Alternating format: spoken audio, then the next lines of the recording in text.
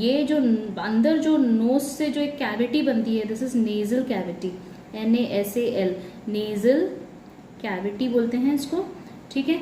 और nasal cavity आगे जाकर देखो, ये माउथ की कैविटी और नेजल कैविटी जब एक साथ जुड़ती है ना, तो ये जो पार्ट होता है इसको थ्रोट कहते हैं। We call it as pharynx, technically we call it as pharynx which is throat, ठीक है, ये थ्रोट होता है। और गले की तरफ ये जो पार्ट होता है ये थोड़ा सा उभरा होता है, मेल्स में थोड़ा सा ऐसा रहता है, थोड़ा सा। This particular part is known as voice box which we call it as larynx, larynx which is a voice box, okay. फिर ये जो पार्ट है इसको हम कहते हैं ट्रैकिया, ये जो है this is known as trachea, okay.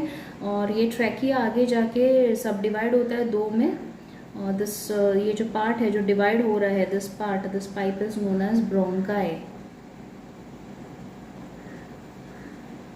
है ना। और फिर ये जो पर्टिकुलर जो पाइप जो डिस्ट्रीब्यूट हो रहा है दोनों लंग्स के अंदर जा रहा है, फिर ये सब पाइप्स बन जाते हैं, छोटे छोटे चैनल्स बन जाते हैं। ये जो छोटे छोटे पाइप्स जो बन रहे हैं ब्रोंकाई से, वी कॉल इट एज, ऐसे देखो it becomes small pipe here like this throughout, तो इसको हम कहते हैं, we call it as bronchiole, bronchiole, okay.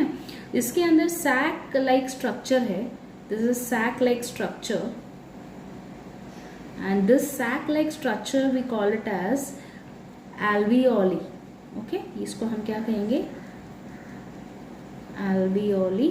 और ये एक सिंगल जो एक निकलेगा इसको हम alveolus, एक सिंगल जो पार्ट है इसमें से जो बन रहा है इसको हम कहेंगे, जो सिंगल है, one single, we will call it as alveolus। क्या है, alveolus, ओके।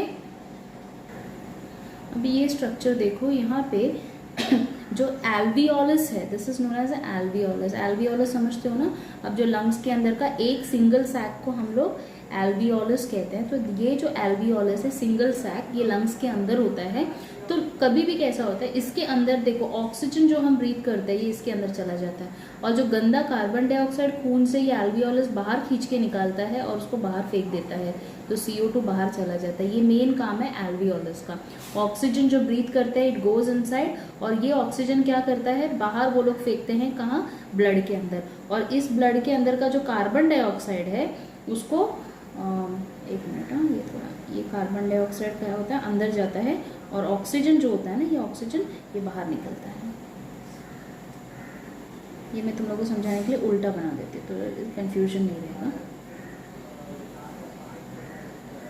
ऐसा समझ लो, CO2 को बाहर फेंक दिया और इसके अंदर क्या डाल दिया, ऑक्सीजन डाल दिया, है ना। ऑक्सीजन अंदर गया तो ये ऑक्सीजन क्या होता है, ब्लड के अंदर चला गया बाहर, एल्वियोलस क्या करता है, उसको बाहर निकाल देता है। और इसके अंदर जो ब्लड के अंदर जो गंदा CO2 वाला जो ब्लड है उसको क्या करता है, इसके अंदर खींच लेता है और वो यहाँ से इसको बाहर फेंक देता है। तो ये काम होता है एल्वियोलस में, मतलब लंग्स के अंदर ये काम होता है।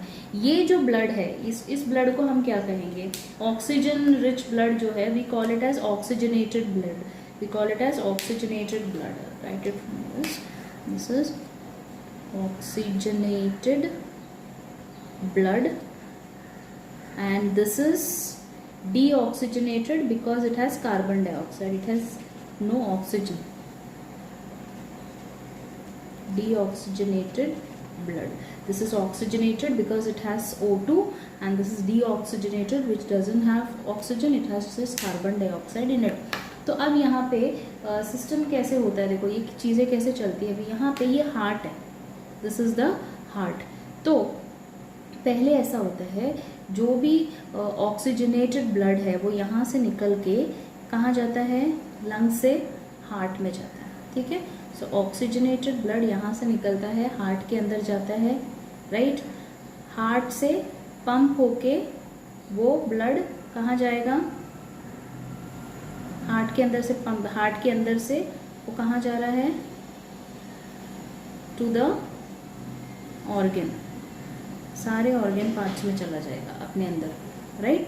फिर हमारा बॉडी एक बार ये ऑक्सीजनेटेड ब्लड यूज कर लेता है तो वो क्या करता है, वो डीऑक्सीजनेटेड ब्लड को बाहर निकालता है। तो डीऑक्सीजनेटेड ब्लड जिसमें अभी ऑक्सीजन यूज कर लिया है, मतलब कार्बन डाइऑक्साइड वाला जो ब्लड है वो फिर से हार्ट में जाता है।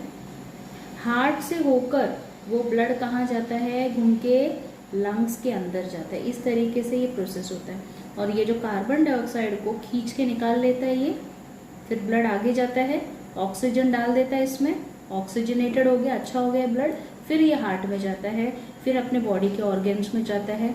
ऑर्गेन से डीऑक्सीजनेटेड ब्लड हम बाहर हार्ट में देते हैं, हार्ट से वो फिर से लंग्स में जाता है, लंग्स फिर से उसको प्योर करता है, and this cycle goes on. तुम समझ रहे हो? So this is a part where what happens, the oxygenated blood gets goes to the heart and then to the organ, and from there the deoxygenated blood again goes to the heart and then again it gets purified. So this cycle goes on and goes on. ठीक है, everyone understood this? We will see what is breathing is first. Breathing क्या होता है? Breathing में क्या होता है? Suppose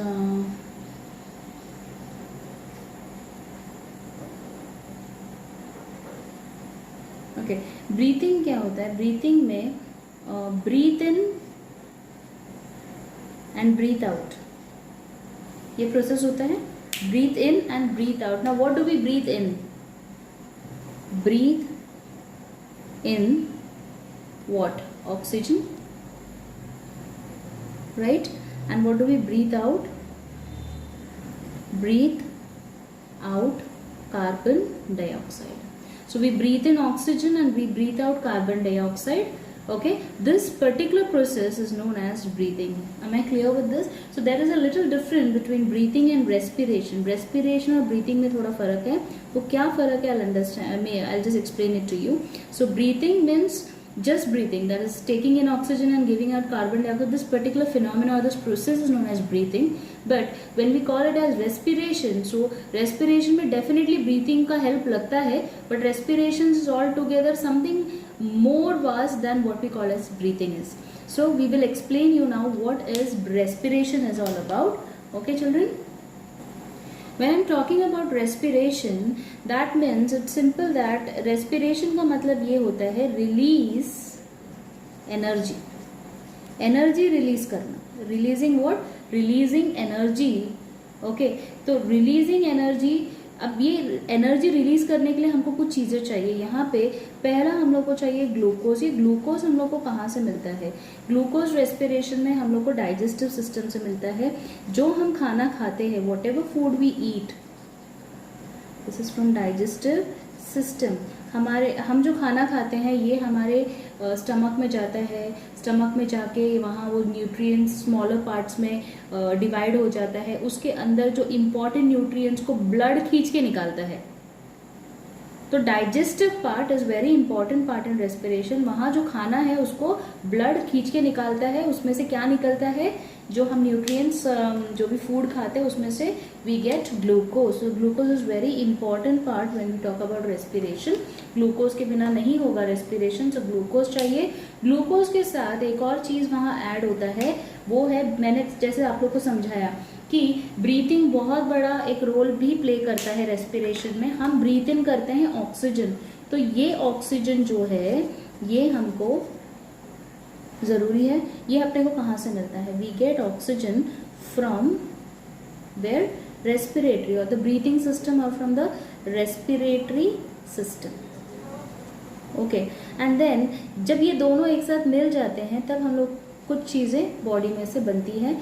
जो प्रोडक्ट बनता है that is CO2, carbon dioxide, जो कि वेस्ट है. एक वेस्ट प्रोडक्ट है ये, जो अपने शरीर को ज़रूरत नहीं है उसकी. Plus H2O that is water, ये भी वेस्ट है, we don't want it. Plus ATP. ATP क्या है?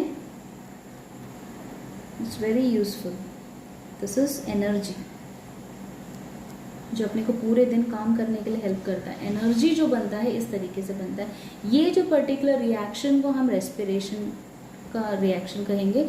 इस रेस्पिरेटरी रिएक्शन का एक फॉर्मूला है, जैसे मैं ग्लूकोज बोलूँ तो ग्लूकोज का फॉर्मूला है C6H12O6, ये ग्लूकोज का फॉर्मूला है, plus oxygen is O2 gives carbon dioxide is CO2 plus water is H2O plus energy that is ATP जो बनता है।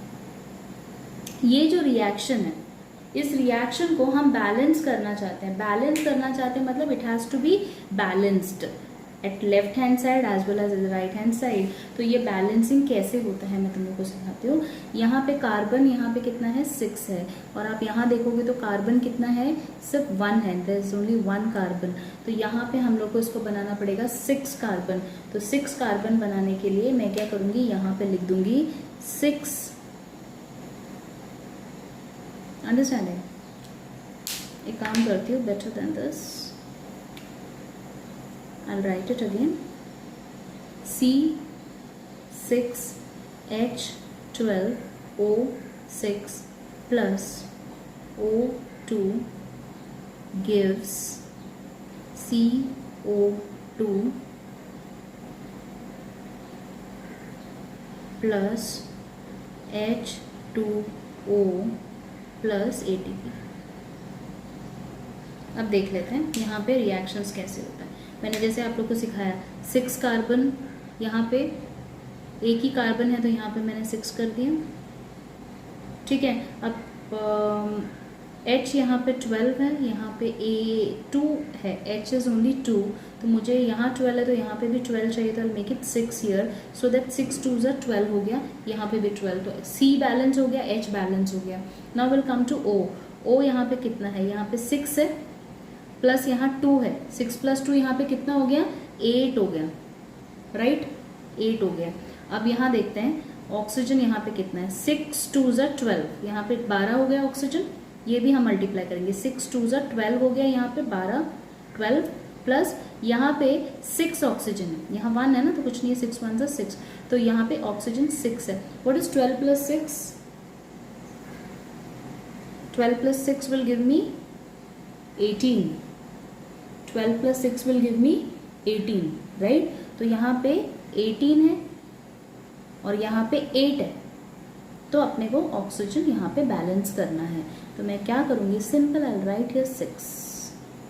यहाँ पे 6 लिखने से क्या हो जाता है, 6 2s are 12, तो यहाँ 12 ऑक्सीजन हो गए, और यहाँ ऑलरेडी 6 है, 12 और 6 कितना हो गया, 12 और 6 कितना हो गया, 18, यहाँ 18 और यहाँ 18, got it now? So I balanced oxygen as well. So this is the balance equation of respiration. So you people should know this very well. Okay? अब energies जो मैं बता रही हूँ, ATP जो बता रही हूँ, ATP डेफिनेटली एक एनर्जी है। ATP के अलावा और भी एनर्जीज हैं जो आपको सीखने हैं। ATP is adenosine. I'll do one thing, I'll teach you in the next slide about this. Full form मुझे लिखना पड़ेगा. Okay, so you need to understand there are 3 energies. ATP एक है NADH2, एक FADH2. So these are the 3 energies or ATP energies which has been produced during this respiration. So you all should remember all these 3, ATP, NADH2 and FADH2. Okay, and this particular respiration is also known as cellular respiration. Cellular respiration इसके लिए क्योंकि ये cell के अंदर हो रहा है। हमारे बॉडी के अंदर कितने सेल्स हैं, हमारे बॉडी के अंदर millions and trillions of cells हैं, हर सेल के अंदर ये चीज़ हो रही है, तुम समझ रहे हो, तो इसलिए इतनी सारी एनर्जीज रिलीज होती है, ठीक है। So children, I hope you all must have understood this, so will go ahead, we'll see the full form now. ATP is adenosine. Please by heart this, you all should know this name, triphosphate. This is the full form of ATP, adenosine triphosphate. So here adenosine का A, triphosphate का T and triphosphate का ये P और try का T, तो ATP इससे बनता है। और फिर the other one is NaDH2, जैसे मैंने बताया आप लोगों को NaDH, उसका FADH। इनके फुल फॉर्म्स बताती हूँ मैं आपको।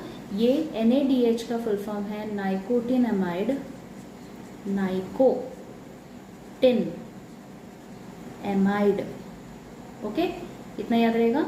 नाइकोटिन एमाइड एडिनाइन, नाइकोटिन एमाइड एडिनाइन, काफी बड़ा नाम है, डाई न्यूक्लियोटाइड, लेकिन सिंपल है। यहाँ पे N A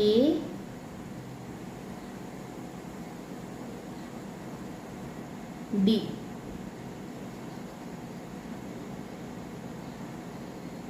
ऐसे याद रखो, NAD, that is NADH, nicotinamide adenine dinucleotide. और FADH में सिर्फ एक फर्क रहेगा, एडिनाइन डाई न्यूक्लियोटाइड ये सेम रहेगा, adenine dinucleotide, this will remain same, only F के जगह पे फ्लेविन आ जाएगा। So these are the full forms which you people should know, okay? ये हमारे बॉडी के अंदर का सेल है। यहाँ पे मैं थोड़ा छोटा सा न्यूक्लियस बना देती हूँ, क्योंकि अभी मुझे न्यूक्लियस का कुछ काम नहीं है इसको समझाने के लिए। सो न्यूक्लियस थोड़ा बड़ा होता है, लेकिन I have made it very small because I require this much part to write and explain it to you. तो यहाँ पे सेल्यूलर रेस्पिरेशन होता है, ये सेल है और ये सेल के अंदर ये न्यूक्लियस है, और ये बाहर न्यूक्लियस के बाहर जो हिस्सा होता है what do we call it as, we call it as cytoplasm. So ये साइटोप्लाज्म है, साइटोप्लाज्म है ये वाला पार्ट, और ये न्यूक्लियस है इसके अंदर, ठीक है। अब ये साइटोप्लाज्म में हो रहा है, जो हो रहा है यहाँ पे रेस्पिरेशन जो होता है प्रोसेस इसमें होता है। तो आपको पता है कि यहाँ पे ना हमारे सेल के अंदर एक और चीज होता है, we call it as mitochondria, ऐसा बना देती हूँ मैं, है ना, माइटोकॉन्ड्रिया होता है ना, माइटोकॉन्ड्रिया होता है। तो अब यहाँ पे प्रोसेस ऐसे चालू होता है, जो हमारे बॉडी के अंदर का जो ग्लूकोज है, आपको पता है रेस्पिरेशन में ग्लूकोज के बिना नहीं होगा काम। ग्लूकोज और ऑक्सीजन जब कंबाइन होता है तब क्या बनता है, पायरुवेट एसिड बनता है। और ये कितना बनता है, पायरुवेट एसिड इज Pa, मान लो Pa, पायरुवेट एसिड ये 2 बनता है, मतलब 2 पायरुवेट एसिड बनेगा, Pa क्या बन गया, पापा बन गया, चलो पापा से याद रखो, ये 2 पायरुवेट एसिड बन गया, और ये 2 पायरुवेट एसिड बन जाता है after the combination of glucose and oxygen. See, now this process or this particular transformation is known as glycolysis. Glycolysis is a process where glucose and oxygen get converted into pyruvate acid. So we call it as glycolysis is the process, glycolysis. अब यहाँ पे जब ये होता है तब क्या क्या बनता है, देखो यहाँ पे कुछ एनर्जीज रिलीज होती है, यहाँ पे 2 ATP रिलीज होगा, 2 NADH रिलीज होगा, और यहाँ पे 2 नहीं NADH है, FADH नीचे रिलीज होता है, यहाँ पे पानी भी थोड़ा सा रिलीज होगा, हाइड्रोजन,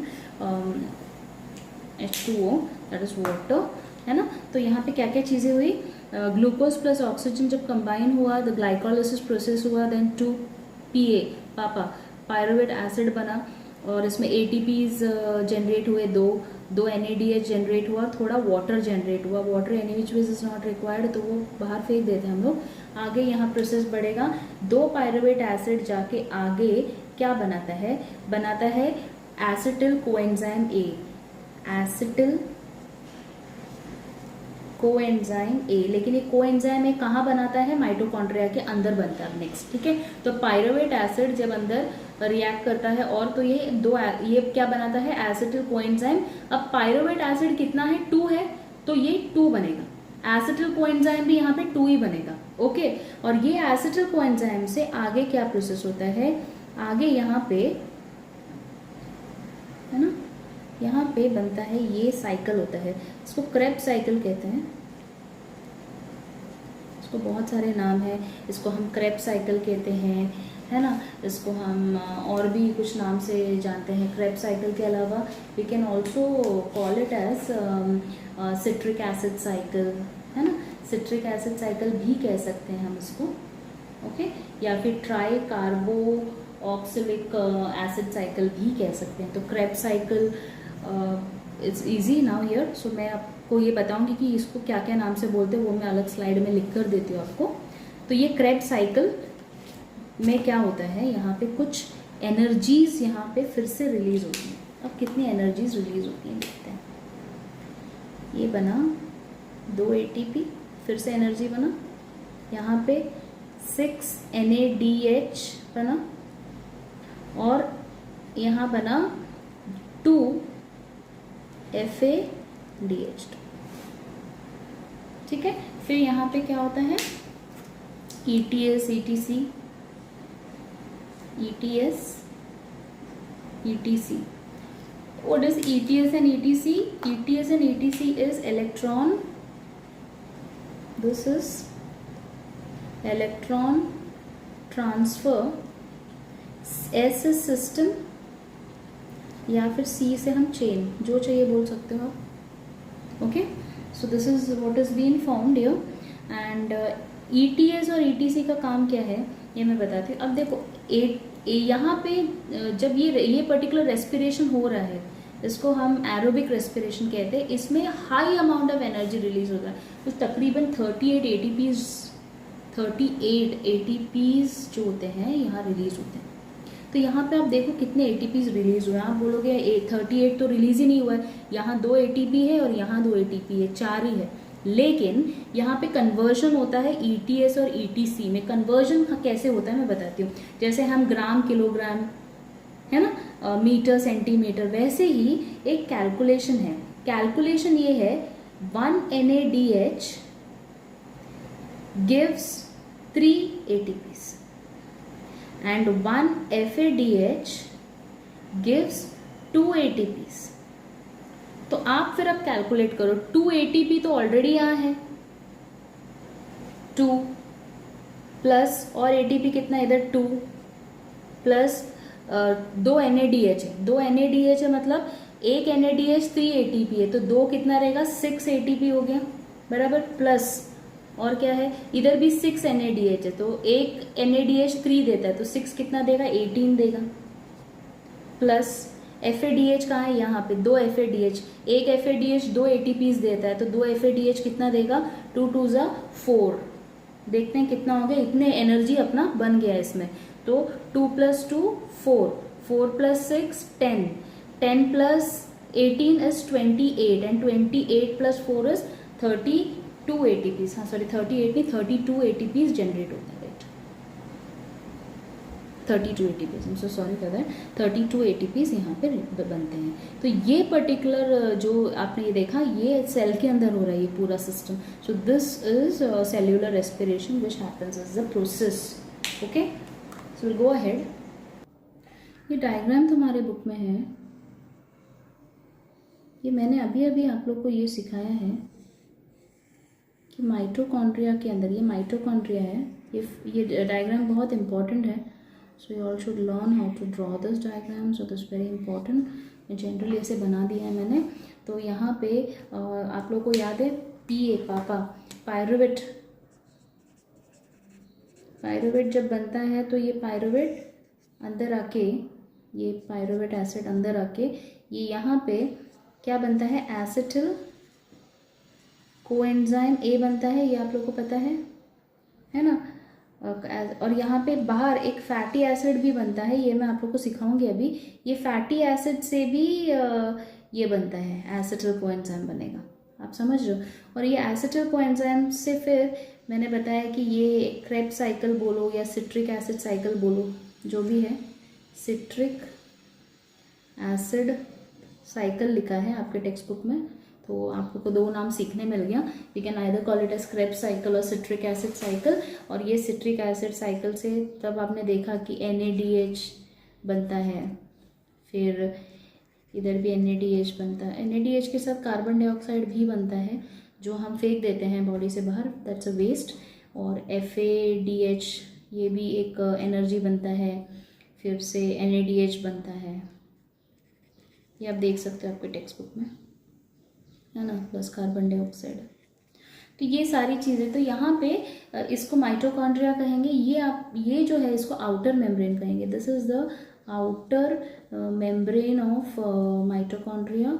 एंड दिस पार्ट, ये जो इंटरनल है ना, ये जो अंदरी ये जो हिस्सा है, ये जो है this part, this is known as, okay, this is known as inner membrane, inner membrane. और ये अंदर का जो हिस्सा है, ये जो पार्ट है, ये जो वाइट कलर जो पार्ट है, इसको हम कहते हैं मैट्रिक्स। ओके, तो ये माइटोकॉन्ड्रिया का थोड़ा लेबलिंग पार्ट है तुमको डायग्राम्स में। सो this is what is given in your text books, so kindly practice this. Okay, यहाँ पे तुम्हारे टेक्स्ट बुक्स में दिया हुआ ये चीज़ की कार्बोहाइड्रेट्स। देखो हमारे बॉडी में कार्बोहाइड्रेट्स होता है, लिपिड्स होता है, लिपिड्स इज फैट्स, और फिर प्रोटीन्स होता है। मेन जो अपना रेस्पिरेशन होता है कार्बोहाइड्रेट्स को लेके होता है। कार्बोहाइड्रेट से ग्लाइकोलिसिस होता है, this I have already explain, तो मुझे लगता है आप लोग रिलेट कर सकते हो because now you all know this. Glycolysis से फिर आपको पता है क्या बनता है, PA बनता है, पायरुविक एसिड बनता है। उसमें से फिर क्या बनता है, एसिटिल कोएंजाइम बनता है, कोएंजाइम A, और फिर क्रेब्स साइकिल के बाद फिर CO2 रिलीज होता है, प्लस थोड़ा पानी रिलीज होता है और एनर्जी रिलीज होता है। तो ये अपना प्रोसेस ऑफ रेस्पिरेशन यहाँ होता है इस तरीके से। अब यहाँ पे क्या होता है ना, लिपिड्स अपना, अगर हमारे बॉडी में कार्बोहाइड्रेट्स कम है और या फिर नहीं है, तो क्या होता है यहाँ पे जो प्रोसेस ऑफ एनर्जी रिलीजिंग का चलते ही रहेगा। कार्बोहाइड्रेट्स नहीं है तो अब कुछ और लगेगा अपने बॉडी को एनर्जी रिलीज करने के लिए। तो क्या ढूंढता है, ऑक्सीजन लिपिड्स को ढूंढता है। लिपिड्स में से क्या बनता है, फैटी एसिड्स बनते हैं। जैसे मैंने आपको माइटोकॉन्ड्रिया का जो डायग्राम बताया तो मैंने फैटी एसिड्स दिखाया था आपको। तो फैटी एसिड्स में से फिर डायरेक्टली प्रोसेस यहाँ चला जाता है, इस पर्टिकुलर लाइन में आ जाता है। फैटी एसिड से फिर acetyl coenzymes A, then Krebs cycle and then energy. तो आप समझो एनर्जी बाय डिफॉल्ट लिपिड से भी रिलीज होगा अगर कार्बोहाइड्रेट एब्सेंट है तो। स्टिल अगर लिपिड भी नहीं है, कार्बोहाइड्रेट्स नहीं है, देन प्रोटीन्स में से भी होता है। प्रोटीन से बनता है पहले एमिनो एसिड्स, और एमिनो एसिड से फिर then the chain goes again to acetyl coenzyme and then the process goes on. ये एरोबिक रेस्पिरेशन है। एरोबिक रेस्पिरेशन में बहुत high amount of energy release होता है, ठीक है। तो ऑक्सीजन के बिना ये कुछ नहीं होगा। तो ऑक्सीजन के प्रेजेंस पे जो रेस्पिरेशन होता है वो एरोबिक रेस्पिरेशन होता है। और जहाँ ऑक्सीजन की तादाद बहुत कम है या तो नहीं है, then that is anaerobic respiration. अब एनएरोबिक रेस्पिरेशन क्या है ये मैं आपको बताती हूँ। See, aerobic respiration and anaerobic respiration, ऐसे दो रेस्पिरेशंस होते हैं। ये ऑक्सीजन के प्रेजेंस से होता है और ये ऑक्सीजन के एब्सेंस से होता है, और मे बी बहुत लेस फ्री मॉलिक्यूल होगा ऑक्सीजन का, तो यहाँ पे एनाएरोबिक रेस्पिरेशन होता है। तो यहाँ पे होता क्या है एग्जैक्टली सिनेरियो बताती हूँ। यहाँ एरोबिक रेस्पिरेशन में बहुत high amount of ATP 32 ATPs generate होते हैं, लेकिन एनाएरोबिक रेस्पिरेशन में ऐसा नहीं होता है। यहाँ पे सिर्फ 2 ATP बनते हैं। आप समझ रहे हो कितना कम एनर्जी बनता है। ये मोस्टली बैक्टीरिया, ईस्ट, ये सारे लोग एनाएरोबिक माइक्रो ऑर्गेनिज्म ये एनाएरोबिक रेस्पिरेशंस करते हैं, ठीक है। अब एक एग्जाम्पल अभी आप लोग को बताती हूँ इस चीज़ को। अब देखो अगर ग्लूकोज है, ग्लूकोज से ग्लाइकोलिसिस होता है, क्योंकि थोड़ा अगर ऑक्सीजन कंटेंट है तो ग्लाइकोलिसिस ऑफकोर्स होगा ऑक्सीजन और ग्लूकोज के कॉम्बिनेशन से, फिर PA बनेगा, और फिर यहाँ पे आगे ना एनाएरोबिक में फर्मेंटेशन होता है। ये फर्मेंटेशन से आगे हम बहुत सारी चीज़ें बना सकते हैं इंडस्ट्रीज़ में, जैसे विनेगर बन सकता है, बहुत सारे विटामिन्स बन सकते हैं, है ना। ये वेरियस माइक्रोब्स के सहारे से होता है। So this is various microbes are being used, so this is how it takes place. अगर सपोज ऐसा भी होता है जब ये फर्मेंटेशन होता है तो आगे जाके फर्मेंटेशन से अल्कोहल बनता है और अल्कोहल से ईस्ट बन सकता है और फिर यहाँ पे लैक्टिक एसिड बन सकता है। कोई बहुत काम करता है, मे बी चलो तुम्हारे एनुअल डे का फंक्शन है और तुम लोग की टीचर ने तुम लोग को बहुत सारा डांस प्रैक्टिस करा दिया, घर आके तुम्हारे हाथ पैर बहुत दुखते हैं, तुम क्यों?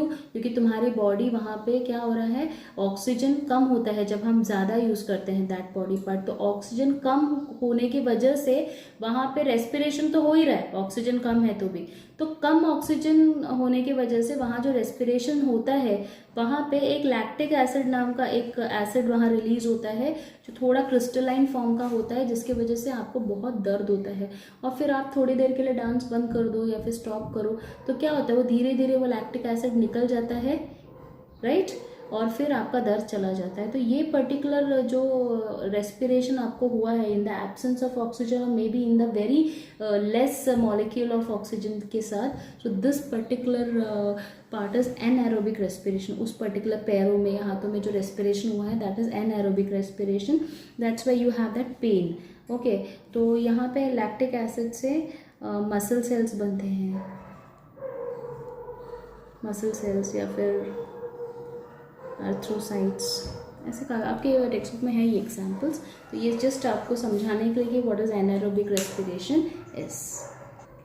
ये पर्टिकुलर पार्ट मैं यहीं कंप्लीट करती हूँ because in the next part, in the next video what I do is I be sending you now cell division. Cell division थोड़ा वास्ट है तो ये पार्ट आप लोग का कंप्लीट होता है यहाँ पे। The next lecture will be totally based on sale division. okay, different types of cell division. There are 2 cell divisions. ये revision है तो you all must be knowing about what are the 2 types of cell divisions. It is one is mitosis and one is meiosis. So there are 2 cell divisions. So I'll be explaining in depth what are the cell divisions are all about. ठीक है? So in this particular video, I want you people to learn each and every concept. Whatever I have taught, the introductory part which I started with was the introduction to different parts of the body, starting from the nasal cavity till the lungs. And then in the next part what did I teach you people? Do you all remember? After that मैंने क्या सिखाया था? आपको सिखाया था alveolus से lung से कैसे ब्लड प्योर होता है, हार्ट में जाता है, फिर various part of the organs में जाता है ना। यू जस्ट रिकलेक्ट करो आपने क्या देखा था जब मैं पढ़ा रही थी, व्हाट डिड आई ड्रॉ। तो फिर बॉडी के पार्ट्स में से अगेन टू द हार्ट, है ना। बॉडी ने यूज कर लिया पूरा ऑक्सीजनेटेड ब्लड, उसको खराब जो ब्लड है CO2 वाला ब्लड है डीऑक्सीजनेटेड, अगेन बॉडी के वेरियस पार्ट से हार्ट में जाता है, again from the heart it is been pump to the lungs and then the lungs purify it and again send it to heart. So this cycle goes on. Then I explained you what is breathing is. Breathing in oxygen, breathing out carbon dioxide. This process is known as breathing. Then I explained you all what is respiration is. Respiration में breathing definitely include होता है। Glucose और oxygen का combination से CO2, H2 और ATP मतलब energy बनता है ना। फिर मैंने उसका फॉर्मूला समझाया और उसका बैलेंसिंग दिखाया आप लोग को, राइट। एनर्जीज बताए हैं कितने टाइप के एनर्जीज होती है। ATP होता है, NADH होता है, FADH होता है। फिर देन आई टॉट यू कि एक सेल के अंदर किस तरीके से सेल्यूलर रेस्पिरेशन होता है। Okay, after that we saw the mitochondria part with labeling and all. Then I explained you how do we do this aerobic respiration categorization when we do it with carbohydrates, lipids and proteins. Then now I taught you what is anaerobic respiration is, and this is what has been done in today's video. So kindly go through it again and again so that you can memorize it well. In the next video we'll do cell division. Thank you, bye, take care.